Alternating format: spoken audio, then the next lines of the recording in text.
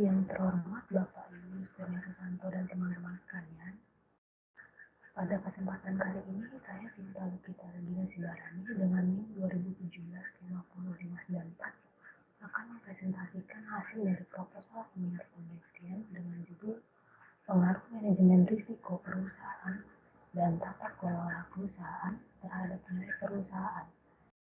Mulai dari latar belakang hingga uji hipotesis akan penulis uraikan di sini. Pertama, bab 1 pendahuluan, kita masuk ke latar belakang penelitian. Pada dasarnya tujuan perusahaan yang utama terbagi menjadi dua, jangka pendek dan jangka panjang. Tujuan jangka pendek yaitu memperoleh laba maksimal dengan memaksimalkan sumber daya yang tersedia. Sedangkan tujuan jangka panjang yaitu meningkatkan nilai perusahaan. Menurut Harsono tahun 2019.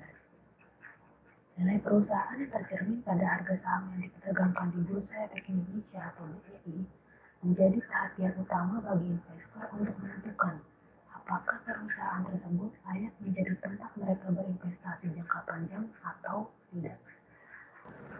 Nilai perusahaan dapat dipengaruhi oleh tata kelola perusahaan menurut Burhayani tahun 2019. Tata kelola perusahaan ini seperti halnya board size, keberadaan direktur yang independen, dan kualitas audit perusahaan yang dapat menjadi faktor-faktor yang mampu meningkatkan nilai perusahaan. Selain tata kelola, manajemen risiko perusahaan juga dapat membantu perusahaan untuk mencapai visi dan menciptakan nilai yang sejalan dengan strategi perusahaan. Menurut Santioso, Bangun, dan Liniarwati tahun 2020. Mengapa demikian? Karena manajemen risiko perusahaan mampu mengendalikan risiko secara terintegrasi dan holistik. Kasus yang melilit PT Asuransi Jiwasraya Persero pada tahun 2018 dapat memberikan gambaran untuk penulis, di mana saat itu Jiwasraya membukukan kerugian unaudited sebesar 15,3 triliun, dan dari hasil pemeriksaan BPK atau Badan Pemeriksa Keuangan menunjukkan adanya penyimpangan yang berpotensi kecurangan disebabkan oleh aktivitas jual beli saham dalam waktu yang berdekatan untuk menghindari pencatatan unrealized loss, dan pembelian saham-saham tersebut dilakukan dengan negosiasi bersama pihak-pihak tertentu agar bisa memperoleh harga yang diinginkan. Jaksa Penuntut Umum atau JPU dalam sidang kasus Jiwasraya mengungkapkan salah satu penyebab kerugian asuransi Jiwasraya karena penempatan investasi perseroan ke reksadana penyertaan terbatas atau RDPT sejak 2008. Indeks harga saham gabungan atau IHSG dan nilai surat utang yang saat itu tengah mengalami penurunan dialihkan ke investasi di RDPT, sehingga tidak tercatat dalam kerugian laporan keuangan. Per 30 Juni 2018, Jiwasraya diketahui memiliki 28 produk reksadana dengan 20 reksadana diantaranya memiliki porsi di atas 90%, yang sebagian besar dari reksadana tersebut berkualitas rendah dan tidak liquid. Mantan Kepala Divisi Investasi dan Keuangan Jiwasraya meyakini bahwa kebijakan manajemen untuk sepenuhnya berinvestasi di RDPT adalah yang terbaik untuk menyehatkan dan restrukturisasi Jiwasraya, tanpa mempertimbangkan pendapat dari mantan Kepala Pengembangan Dana Asuransi Jiwasraya yang menyarankan untuk melakukan diversifikasi portofolio. Berdasarkan latar belakang yang telah penulis uraikan tersebut, maka penulis tertarik untuk melakukan penelitian dengan mereplikasi penelitian dari Iswa Juni, Manasikana, dan Sutejo tahun 2018 dengan beberapa perbedaan dan perkembangan sebagai berikut. Yang pertama, terkait variabel independen. Pada penelitian Iswa Juni, Manasikana, dan Sutejo tahun 2018, mereka hanya menggunakan satu variabel independen, yaitu manajemen risiko perusahaan.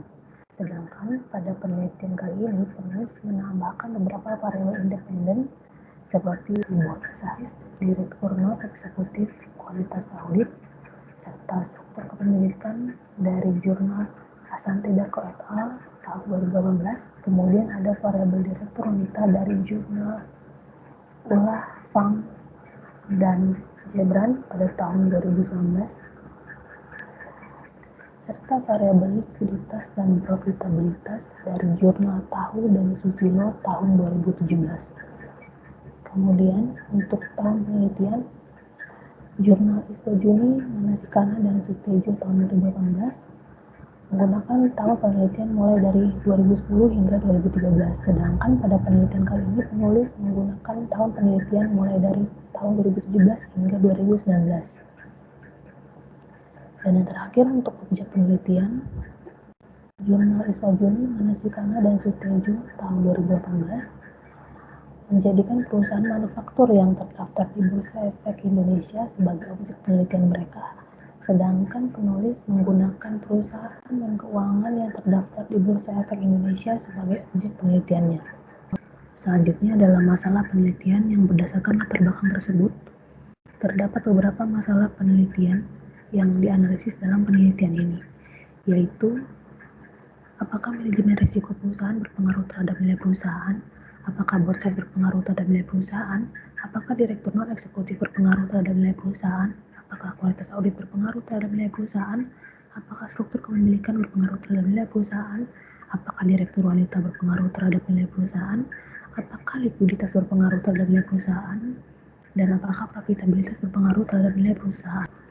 Kemudian untuk tujuan penelitian ini bertujuan untuk memberikan bukti empiris mengenai pengaruh manajemen risiko perusahaan terhadap nilai perusahaan, board size terhadap nilai perusahaan, direktur non-eksekutif terhadap nilai perusahaan, kualitas audit terhadap nilai perusahaan, struktur kepemilikan terhadap nilai perusahaan, direktur wanita terhadap nilai perusahaan, likuiditas terhadap nilai perusahaan, dan profitabilitas terhadap nilai perusahaan. Berdasarkan tujuan di atas, penelitian ini diharapkan dapat memberikan manfaat bagi perusahaan yang pertama, kemudian investor, dan juga penelitian selanjutnya.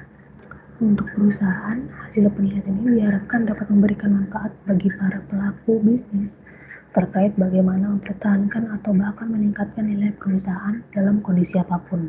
Untuk investor, diharapkan dapat memberikan manfaat dalam hal menentukan pilihan perusahaan yang memberikan keuntungan bagi mereka.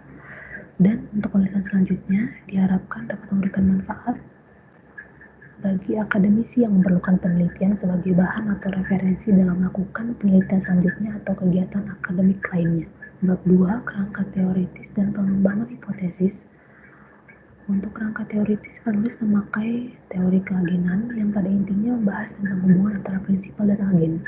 Kemudian untuk penelitian terdahulu, ada beberapa jurnal yang penulis jadikan referensi terkait hasil penelitian dari hubungan antara variabel independen terhadap variabel dependen. Yang pertama, untuk variabel independen manajemen risiko perusahaan, jurnal Devi, Budi Asih, dan Badera tahun 2017, serta Iswajuni, Manasikana, dan Sutejo tahun 2018, memberikan hasil bahwa manajemen risiko perusahaan berpengaruh positif terhadap nilai perusahaan. Sedangkan pada jurnal Pamungkas dan Mariati tahun 2017, memberikan hasil bahwa manajemen risiko perusahaan tidak berpengaruh terhadap nilai perusahaan. Kemudian untuk variabel board size, pada jurnal Asante Darko et al. Tahun 2018 memberikan hasil bahwa board size berpengaruh negatif terhadap nilai perusahaan. Sedangkan pada jurnal Isak, Bokpin, dan Onomah tahun 2009 serta jurnal Sari dan Sanjaya tahun 2018 memberikan hasil bahwa board size berpengaruh positif terhadap nilai perusahaan. Untuk variabel direktur non-eksekutif, pada jurnal Asante Darko et al. Dan Sari Sanjaya tahun 2018 memberikan hasil bahwa direktur non-eksekutif berpengaruh positif terhadap nilai perusahaan. Sedangkan pada jurnal Marcelin dan Harsono tahun 2017 memberikan hasil bahwa direktur non-eksekutif tidak berpengaruh terhadap nilai perusahaan. Untuk variabel kualitas audit, pada jurnal Al-Frai tahun 2016, Asante Darko et al. Tahun 2018, serta Wijaya tahun 2020 memberikan hasil bahwa kualitas audit berpengaruh positif terhadap nilai perusahaan. Untuk variabel struktur kepemilikan, pada jurnal Isak, Bokpin, dan Onomah tahun 2009, serta jurnal Luciana dan Agustina tahun 2018, memberikan hasil bahwa struktur kepemilikan berpengaruh negatif terhadap nilai perusahaan. Berbeda halnya dengan jurnal Asante Darko et al. Tahun 2018 yang memberikan hasil bahwa struktur kepemilikan berpengaruh positif terhadap nilai perusahaan. Dan untuk jurnal Marcelin dan Harsono tahun 2017 serta Sari dan Sanjaya tahun 2018 memberikan hasil bahwa struktur kepemilikan tidak berpengaruh terhadap nilai perusahaan. Untuk variabel direktur wanita, jurnal Carter, Simkins, dan Simpson pada tahun 2003, AG Mangmintah dan Shadewitz pada tahun 2017, serta jurnal Ulah, Fang, dan Jebran tahun 2019 memberikan hasil bahwa direktur wanita berpengaruh positif terhadap nilai perusahaan. Untuk variabel likuiditas, pada jurnal Tahu dan Susilo tahun 2017 memberikan hasil bahwa likuiditas berpengaruh positif terhadap nilai perusahaan, sedangkan pada jurnal Marcelin dan Harsono tahun 2017 serta Luciana dan Agustina tahun 2018 memberikan hasil bahwa likuiditas tidak berpengaruh terhadap nilai perusahaan. Untuk variabel profitabilitas, pada jurnal Tahu dan Susilo tahun 2017, Sari dan Sajaya tahun 2018, serta Luciana dan Agustina tahun 2018 memberikan hasil bahwa profitabilitas berpengaruh positif terhadap nilai perusahaan. Sehingga berdasarkan kerangka teoritis yang telah penulis uraikan di atas, maka terbentuklah model penelitian ini guna memudahkan pembaca memahami penelitian ini. Dan dengan hipotesis sebagai berikut. Tiba di bab 3, metode penelitian.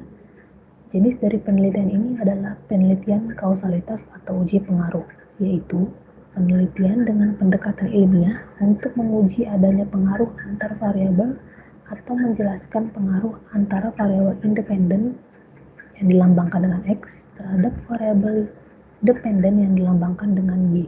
Menurut Sekaran dan Bumi tahun 2016 pada halaman 44. Untuk objek penelitian, penulis memilih perusahaan non-keuangan yang terdaftar di Bursa Efek Indonesia atau BEI dengan periode penelitian tahun 2017 hingga tahun 2019 atau 3 tahun menggunakan teknik pengambilan sampel yaitu purposive sampling, yaitu teknik pengambilan sampel berdasarkan pada pertimbangan dan kriteria tertentu, dan berikut adalah kriterianya. Kemudian definisi operasional dan pengukuran variabel di sini akan menjelaskan lebih rinci tentang variabel-variabel yang diteliti oleh penulis. Untuk variabel dependen nilai perusahaan, di mana nilai perusahaan di sini menggambarkan harga yang bersedia dibayarkan oleh investor menurut Asante Darko et al. Tahun 2018 dengan pengukuran menggunakan Tobin-Skew ratio. Dan kemudian untuk variabel independen manajemen risiko perusahaan, di mana manajemen risiko perusahaan merupakan prosedur pengelolaan risiko mulai dari identifikasi, analisis, hingga evaluasi risiko yang terintegrasi ke seluruh bagian perusahaan menurut Isma Juni, Manasikana, dan Sutejo tahun 2018 dengan pengukuran yang dimana manajemen risiko perusahaan diukur dengan variabel dummy, 1 untuk perusahaan yang menerapkan manajemen risiko dan 0 untuk lainnya. Kemudian untuk variabel independent board size, di mana board size atau ukuran dewan merupakan salah satu bagian dari tata kelola perusahaan menurut Asante Darko et al. Tahun 2018 dengan pengukuran menggunakan natural logarithm dari jurnal direktur dalam jajaran dewan direksi. Kemudian untuk variabel direktur non-eksekutif, di mana direktur non-eksekutif adalah pihak yang tidak memiliki keterikatan dengan perusahaan, bertolak belakang dengan direktur eksekutif. Menurut Asante Darko et al. Tahun 2018. Dengan pengukuran terhadap direktur eksekutif dalam penelitian ini dilakukan dengan melihat proporsi direktur yang berasal dari luar manajemen perusahaan dalam jajaran dewan direksi, yaitu NED sama dengan proporsi direktur independen dalam jajaran dewan direksi. Kemudian untuk variabel independen kualitas audit, di mana audit adalah cara meyakinkan pemegang saham di tengah asimetri informasi guna memastikan kebenaran perkataan pihak manajemen. Menurut Asante Darko et al. Tahun 2018, dengan pengukuran terhadap kualitas audit dalam penelitian ini menggunakan variabel dummy, 1 untuk perusahaan yang diaudit oleh salah satu dari 4 besar kantor akuntan publik atau KAP, dan 0 untuk lainnya. Kemudian untuk variabel independen struktur kepemilikan, Struktur kepemilikan di sini mengacu pada kepemilikan orang-orang dalam manajemen terhadap perusahaan tersebut, menurut Asante Darko et al. Tahun 2018. Dengan pengukuran kepemilikan manajemen dalam penelitian ini dilakukan dengan cara mengukur kepemilikan saham manajemen dari total saham ekuitas perusahaan, yaitu OS sama dengan kepemilikan manajerial dari total saham ekuitas perusahaan. Kemudian, untuk variabel independen direktur wanita, yang mana di sini keberadaan direktur wanita dalam jajaran dewan direksi dapat memberikan perspektif yang berbeda dalam setiap penanganan masalah di perusahaan, menurut Ulah, Fang, dan Jebran tahun 2019. Dengan pengukuran, pada penelitian ini menggunakan variabel dummy, yaitu 1 jika ada 1 atau lebih perempuan dalam jajaran dewan direksi, dan 0 untuk lainnya. Kemudian untuk variabel independen likuiditas, di mana likuiditas adalah mengukur kemampuan perusahaan untuk memenuhi kewajiban jangka pendeknya. Menurut Gipman dan Zutter tahun 2015 pada halaman 119. Dengan pengukuran likuiditas pada penelitian ini diwakili oleh current ratio, yaitu cash ditambah cash equivalence dibagi dengan current liabilities dikali 100%. Dan yang terakhir untuk variabel independen profitabilitas, di mana profitabilitas adalah mengukur kemampuan perusahaan untuk menghasilkan laba, menurut Tahu dan Susilo tahun 2017. Dan pengukuran yang dipakai untuk profitabilitas adalah return on equity, yaitu perbandingan laba bersih setelah pajak dengan total ekuitas. Penelitian ini akan dilakukan dengan menggunakan data sekunder yang didapatkan dari situs resmi Bursa Efek Indonesia, yaitu www.idx.co.id. berupa laporan keuangan tahunan perusahaan non-keuangan periode 2017 hingga 2019. Dan yang terakhir terkait uji hipotesis, di mana pengujian hipotesis dalam penelitian ini menggunakan analisa regresi berganda atau multiple regression analysis guna menilai tingkat dan karakter hubungan antara variabel independen terhadap variabel dependen secara objektif dengan model persamaan sebagai berikut. Demikian presentasi dari proposal seminar penelitian saya kali ini, dan terima kasih atas perhatiannya.